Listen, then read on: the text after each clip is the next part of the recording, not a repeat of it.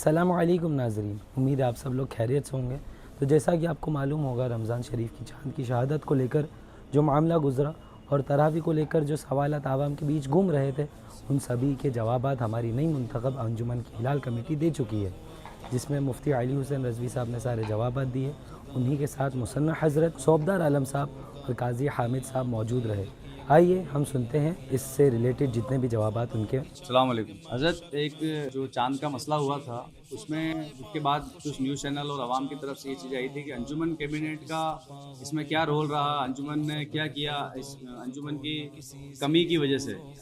Decision کی کمی کی وجہ سے اس طرح کا مسئلہ سامنے آیا تھا۔ تو اس پہ آپ تھوڑا سا آپ روشنی ڈالیں کہ انجمن کیبنٹ کا جب بھی اس طرح کا کوئی معاملہ ہوتا ہے تو اس میں انجمن کیبنٹ کا کیا رول رہتا ہے اور عالم دین کا کیا رول رہتا ہے۔ دیکھیے، اس میں سب سے پہلی بات تو یہ ہے کہ انجمن کیبنٹ کے جو معاملات ہیں، جو کام ہیں ان کے، تو جہاں پر شرعی معاملہ آئے گا، جیسے چاند کا معاملہ تھا تو وہ شرعی معاملہ ہے، شہادت لینے گئے تھے، شہادت لے کر کے آئیں گے، شہادت دیں گے، یہ سب شرعی معاملات ہیں۔ تو اس میں کیبنٹ کا وہ کوئی رول نہیں ہے کہ وہ کیبنٹ کچھ بھی اعلان کر دے۔ اگر وہ اعلان کر دیتے تو یقیناً وہ لوگ بھی گرفت میں آتے کہ آپ نے جو ہے بغیر شرعی معاملات پر جو ہے عمل نہیں کر کے آپ نے اپنے حساب سے چلا لیا۔ تو جہاں پر انجمن کیبنٹ کا کوئی بھی معاملہ ایسا آتا ہے کہ جہاں شریعت کا معاملہ ہے تو وہاں پر علماء اکرام کا اس میں دخل ہوتا ہے۔ کیبنٹ جو ہے علماء اکرام سے رابطہ کرتی ہے، علماء اکرام بات پہنچتی ہے وہاں پر، جو حکم ہوتا ہے پھر اس کے بعد اس پر عمل کیا جاتا ہے۔ تو وہ تو ویسے بھی یہ ہے کہ اس پر جو ہے وہ کیبنٹ کو ذمہ دار ٹھہرانا یہ بلا وجہ کی بات ہے۔ اعوذ باللہ من الشیطان الرجیم، بسم اللہ الرحمن الرحیم، اللہم صلی علی سیدنا و مولانا محمد معدن الجود والکرم وآلہ الاکرام وابنہ الکریم وبارک وسلم۔ ماہ شعبان میں 29 تاریخ کو چاند دیکھنے کا اہتمام ہوتا ہے، لیکن جب ابر آلود ہو، یعنی بادل ہو گئے ہو اور چاند نظر نہ آئے اور ادھر ادھر سے خبر مل جائے تو ایسے وقت میں عوام کے درمیان بحث و مباحثہ شروع ہو جاتا ہے۔ بعض کا کہنا ہوتا ہے کہ چاند کی خبر موبائل سے مان کر اعلان کر دیا جائے، بعض کہتے ہیں کہ شرعی شہادت آنے کے بعد اعلان کیا جائے۔ اب اس تعلق سے عوام میں جو ایک بے چینی رہتی ہے کہ اس کا صحیح مسئلہ کیا ہے، تو اس کا جاننا بہت ضروری ہے۔ اولاً تو ایک بات کا ہمیشہ خیال رکھیں کہ جب کبھی کوئی شریعت کا مسئلہ درپیش ہو اور اس کا مکمل علم نہ ہو تو شرع مطہر نے حکم دیا ہے کہ تمہیں علم نہ ہو تو علم والوں سے پوچھو۔ اللہ تبارک و تعالیٰ نے قرآن مجید میں ارشاد بھی فرمایا، فَاسْأَلُوا أَهْلَ الذِّكْرِ إِن كُنتُمْ لَا تَعْلَمُونَ، علم والوں سے پوچھو اگر تمہیں علم نہیں۔ اور اپنی رائے سے کسی بات پر عمل نہ کر کے فرقان حکیم نے فرمایا تھا کہ جب تک شریعت اجازت نہ دے آپ کچھ بھی نہ کر بیٹھو۔ اللہ تبارک و تعالیٰ نے فرمایا، یا ایھا الذین آمنوا لا تقدموا بین ید اللہ ورسولہ واتقوا اللہ ان اللہ سمیع علیم۔ اے اہل ایمان، اللہ اور اس کے رسول سے آگے نہ بڑھو اور اللہ تعالیٰ سے ڈرو، یقیناً اللہ سننے جاننے والا ہے۔ سیدی اعلیٰ حضرت نے فتاوی رضویہ جلد 10 میں ابو داؤد شریف کی ایک روایت نقل فرمائی، کما قال رسول اللہ صلی اللہ تعالی علیہ وسلم، من قال فی القرآن برایۃ فاصاب فقد اخطا۔ جیسا کہ رسول اللہ صلی اللہ علیہ وسلم نے فرمایا کہ جس نے قرآن پاک کی تفسیر اپنی رائے سے کی، وہ درست بھی ہو تو پھر بھی اس نے خطا کی۔ اسے ابو داؤد، ترمذی اور نسائی نے حضرت جندب رضی اللہ تعالی عنہ سے بیان کیا ہے۔ جب اس قدر احتیاط ضروری ہے تو کس بنیاد پر لوگ شرعی معاملات میں اپنی رائے رکھتے ہیں اور عمل کرتے ہیں؟ یاد رکھیے کہ بغیر علم آپ شریعت کے کسی مسئلے کو ہلکا جانتے ہیں یا دنیا کی ترقی کا حوالہ دے کر کے پیش کرتے ہیں کہ آج تو ٹیکنالوجی بڑھ گئی ہے، دنیا ترقی کر رہی ہے، ایسا ہے ویسا ہے۔ اگر آپ اس کا حوالہ دے کر کے پیش کرتے ہیں تو آپ شرعی گرفت میں آئیں گے۔ علماء اکرام کا قرآن و حدیث پر عمل کرنا غلط بتا کر یا بوجہ علم ان کی تحقیر کرتے ہیں تب بھی شرعی گرفت میں آئیں گے۔ بعض موقعوں پر لوگ کفریہ جملے تک اپنی زبان سے ادا کر دیتے ہیں ایسے معاملات میں اور انہیں علم تک نہیں ہوتا ہے۔ چلیے اب بات کرتے ہیں ہم چاند کے حوالے سے۔ لوگوں کا اس تعلق سے جو ایک سوال ہے اور وہ کنفیوژن کے شکار ہیں کہ 29 کو چاند نظر آئے، کہیں سے خبر نہ آئے تو موبائل سے سب سے بڑا سوال جو آج کے وقت میں لوگوں کے درمیان ہے وہ یہ ہے کہ موبائل سے خبر کیوں نہیں مان لی جاتی ہے، یا یہ ہے کہ جب موبائل سے لوگ خبر مان کر کے اس کے بعد کسی اور شہر میں جاتے ہیں کہ ہاں فلاں جگہ چاند نظر آیا، تب وہ فون سے مان کر کے جا رہے ہیں، تو پھر وہ فون کی خبر کیوں نہیں مانی جاتی ہے؟ یہ ایک سوال ہے۔ تو ہم اس کا شرعی اعتبار سے جواب حاصل کرتے ہیں، کیونکہ اگر عقل دوڑائیں گے تو عقل تو پھر وہ والی بات کرے گی کہ کہیں اور جا کر کے عقل ٹکرائے گی۔ تو شریعت نے اس پر کیا ذکر فرمایا ہے؟ فتاوی رضویہ میں ہی حضور سیدی اعلیٰ حضرت امام احمد رضا خان فاضل بریلوی علیہ رحمت و رضوان سے سوال ہوا باقاعدہ طور پر کہ 29 تاریخ کو کسی شہر میں چاند نظر نہ آئے اور دوسرے شہر میں وہی چاند 30 کا نظر، اور وہاں کے لوگ ٹیلی فون یا ٹیلی گراف سے اطلاع دیں تو وہ خبر معتبر ہوگی یا نہیں ہوگی؟ تو سیدی اعلیٰ حضرت نے کب سیدی اعلیٰ حضرت نے اس بات کا جواب دے دیا تھا، اور آپ نے فرمایا تھا کہ ہرگز معتبر نہیں ہو سکتی، اصلاً قابل لحاظ نہیں ہو سکتی، اور اس کی حالت ٹیلی فون درکنار خط سے بھی بہت گری ہوئی ہے، اور اس میں مرسل کے ہاتھوں کی علامت تک نہیں ہوتی، یوں ہی ٹیلی فون کے اس سے شاہد و مشہود نہیں ہوتا، صرف آواز سنائی دیتی ہے، اور علماء تصریح فرماتے ہیں کہ آڑ سے جو آواز مسموع ہو اس پر احکام شرعیہ کی بنا نہیں ہو سکتی ہے، کہ آواز سے مشابہ ہوتی ہے۔ اور اسی طریقے سے فتاوی عالمگیری میں بھی ہے کہ اگر کسی نے پردے کے پیچھے سے سنا اور تو اس کو گواہی دینا جائز نہیں ہے، کیونکہ وہ کوئی دوسرا بھی ہو سکتا ہے، اور فرمایا کہ اذا النغمۃ تشبہ النغمہ، کہ آواز ایک دوسرے کے مشابہ ہو سکتی ہے۔ اچھا، اب یہاں پر ایک سوال یہ بھی پیدا ہوگا جس کا میں نے پہلے بھی ذکر کیا کہ جب فون پر خبر نہیں مانی جاتی ہے اور آواز کے مشابہ ہو سکتی ہے یا یہ ساری چیزیں ہیں، تو پھر وہ وہاں کیوں جاتے ہیں خبر؟ تو اس میں جو سب سے زیادہ ضروری ہے کنفیوژن کو کلیئر کرنے کے لیے کہ خبر اور شہادت میں فرق ہے۔ آج ہم نے شہادت لے کر کے آئے، ہم نے یہاں سے اعلان کیا تو وہ خبر ہے، وہ شہادت نہیں ہے۔ انجمن کے لیٹر پیڈ پر اگر کوئی بات شائع ہوئی وہ خبر ہے، شہادت نہیں ہے۔ میں نے فون کے ذریعے کسی کو بتایا، وہ خبر ہے، شہادت نہیں ہے۔ تو خبر میں اور شہادت میں فرق ہے۔ شہادت دینا الگ ہے، اور ہمیں خبر ملی کہ فلاں جگہ چاند نظر آ گیا ہے، آپ آ جائیے شہادت کے لیے، تو یہ خبر دی کہ فلاں جگہ چاند نظر آ گیا، یا وہاں سے یہ بات اطلاع ہوئی۔ اسی طریقے سے یہاں پر جو ہے قاضی کا اعلان ہوا، اور اعلان وہ پورے شہر کے لیے ہوتا ہے، تو ایک اعلان کرنا کافی، گھر گھر جا کر کے اعلان نہیں ہوتا، ایک اعلان ہوا وہ پورے شہر میں نافذ ہو جاتا ہے۔ صرف اس کی اطلاع کرنے کے لیے، اس کی خبر دینے کے لیے جو ہے وہ لیٹر پیڈ، وہ ویڈیو، یہ ساری چیزیں چلتی ہے۔ تو خبر میں اور شہادت میں فرق ہے۔ جو لوگ خبر اور شہادت میں فرق نہیں جانتے ہیں وہ یہ سوال ہر بار کریں گے کہ آپ جو ہے موبائل کے ذریعے خبر مان کر کے جا رہے ہو، تو پھر فون کے ذریعے خبر کیوں نہیں مان رہے ہو؟ تو اسی طریقے سے سیدی اعلیٰ حضرت نے ایک اور بات ذکر فرمائی کہ ایک سوال کے جواب میں سیدی اعلیٰ حضرت نے فرمایا فتاوی رضویہ میں کہ اپنے دنیاوی معاملات کو دیکھیں، 2 روپے کا دعویٰ ہو اور گواہ 20 دفعہ تار پر اپنی گواہی بھیجے، کیا کچہریوں میں قبول ہوگی؟ نہیں قبول ہوگی۔ اور یہ بات حق ہے کہ آج اگر کورٹ میں کوئی چوری یا قتل کے معاملے میں جج سے کہا جائے کہ میرے پاس گواہ ہے لیکن وہ یہاں نہیں ہے، آپ فون پر یا ویڈیو کال پر گواہی لے لیں، تو وہ نہیں مانی جاتی، کہ گواہ کا حاضر ہونا ضروری ہے۔ تو یہ دنیاوی قانون کا معاملہ ہے۔ تو سوچئے، یہ تو قانون الہی ہے، کیسے فون پر ایک کی بات سن کر کے مان لیا جائے؟ اور جو لوگ ٹیکنالوجی کا حوالہ دیتے ہیں، اب تو AI آ گیا ہے، جس کی چاہے ویڈیو اس کی آواز میں بن جاتی ہے، لیٹر پیڈ تک ایڈٹ ہو جاتے ہیں آج کے وقت میں۔ تو اسی لیے شہادت، شرعی شہادت کا، گواہ کا ہونا جو ہے وہ ضروری ہے۔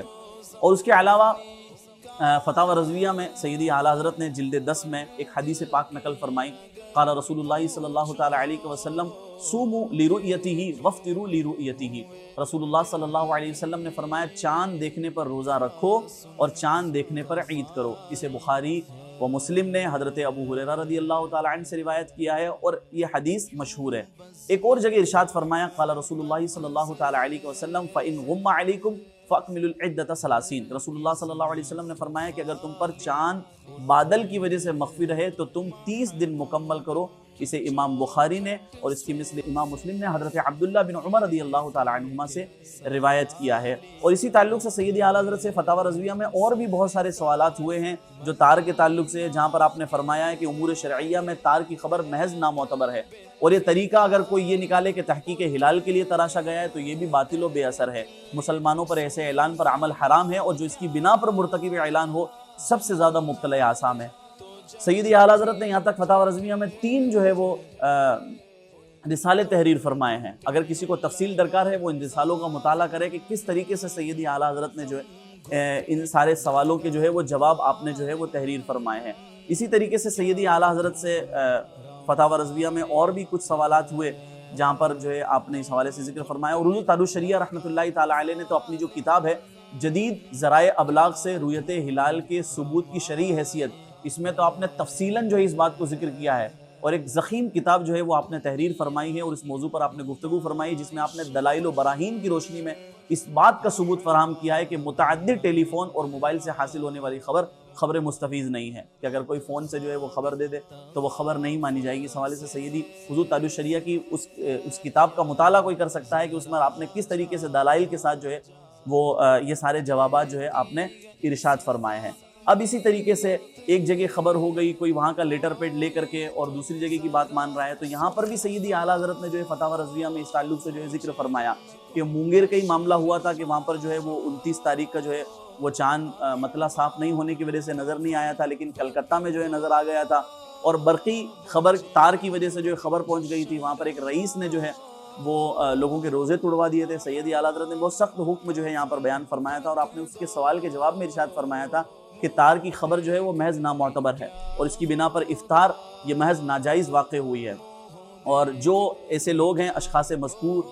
ہے ان پر بے شک جو ہے وہ مرتکب گناہ ہوئے ہیں، اگرچہ بعد میں تحقیق ہو جائے کہ اس دن واقعی عید ہوئی تھی، جب تک انہوں نے روزے توڑے اصلاً ثبوت شرعی نہیں تھا تو انہوں نے بے اذن شرع افطار پر اقدام کیا، اور یہ قطعاً گناہ ہے۔ اب رہی بات تراویح کے تعلق سے بات کر لیتے ہیں۔ تراویح کے تعلق سے کیا ہوا کہ کچھ لوگوں نے تراویح پڑھا دی، کچھ جگہ تراویح نہیں ہوئی۔ اچھا، سوال یہ بھی ہے کہ بھئی جن لوگوں نے تراویح کے لیے روکا، انہوں نے کیوں روکا، کیوں منع کیا کہ تراویح ابھی نہیں پڑھانی ہے جب تک شہادت نہیں آ جائے؟ تو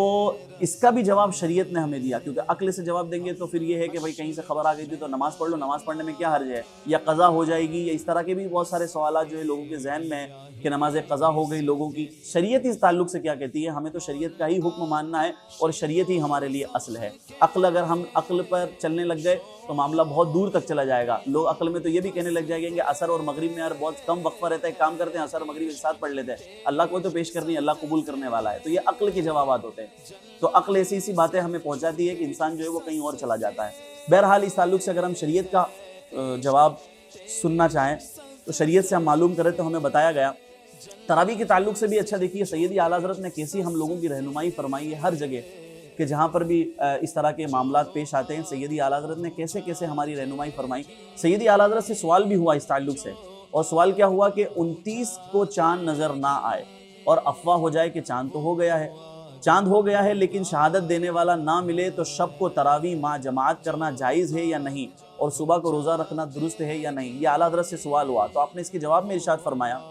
کہ ایسی صورت میں نہ شب کو تراویح پڑھنی جائز، نہ صبح کو روزہ رکھنا حلال۔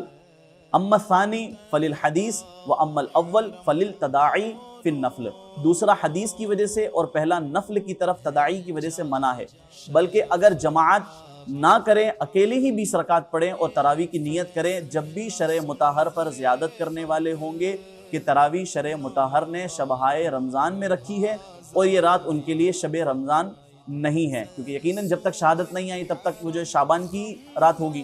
اور بہار شریعت کی اگر بات کریں تو ہم بہار شریعت میں حصہ چہارم میں جو ہے تراویح مرد و عورت سب کے لیے بالاجماع سنت موقدہ ہے، اور اس کا ترک جائز نہیں ہے، اور خود حضور صلی اللہ تعالیٰ علیہ وسلم نے بھی تراویح پڑھی اور اسے بہت پسند فرمایا۔ اچھا، اگر تراویح کے وقت کی بات کر لیں، جن کو لگتا ہے کہ عشاء کے بعد اگر فوراً تراویح نہیں پڑھی اور 10 بج گئی 11 بج گئی تو تراویح قضا ہو جائے گی، جبکہ شریعت ہمیں کیا بتا رہی ہے کہ تراویح کا وقت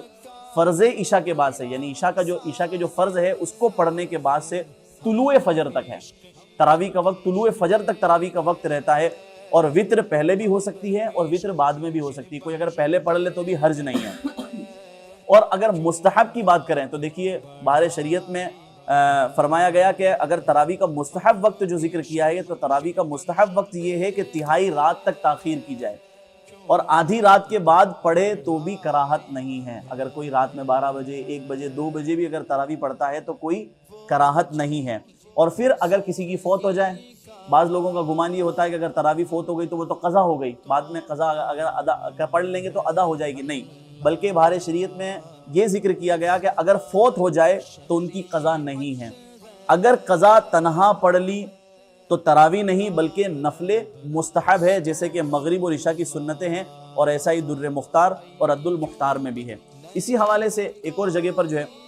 فتاوی جامعہ اشرفیہ جلد ہفتم کے صفحہ نمبر 369 پر جو ہے حضور شارح بخاری حضرت علامہ مفتی محمد شریف الحق امجدی رحمۃ اللہ تعالی علیہ فرماتے ہیں کہ بلا ثبوت شرعی